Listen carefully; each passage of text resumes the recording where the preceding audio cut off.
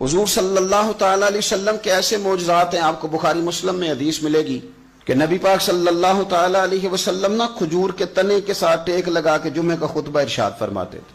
ایک صحابی نے یا ایک صحابیہ نے عرض کی، یا رسول اللہ آپ کے لیے ممبر نہ بنا دیں؟ فرمایا بنا دو۔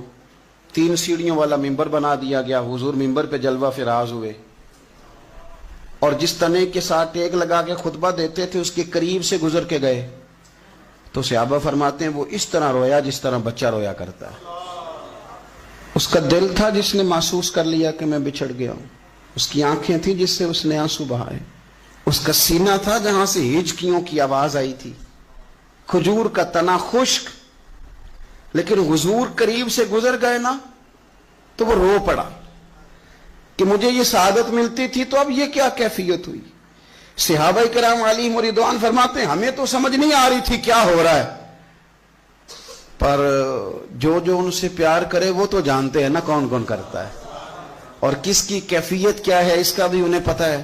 حضور منبر سے اٹھے تو صحابہ فرماتے ہیں جس طرح ماں بچے کو گود میں لے کے چپ کراتی ہے تو وہ چپ کر جاتا ہے نا، اس طرح حضور نے اسے سینے سے لگایا اور جب تسلی دی تو وہ چپ کر گیا۔ اور مسند امام احمد بن حنبل میں یہ جملے موجود ہیں، حضور فرماتے ہیں اگر میں اسے چپ نہ کراتا تو یہ قیامت تک روتا ہی رہتا، یہ روتا رہتا قیامت تک۔ یہ کیفیت ہے رسول کریم کے معجزات کی کہ وہ تنا جس کے ساتھ حضور صرف ٹیک لگا دینا اس کے اندر حس پیدا ہو جاتی ہے۔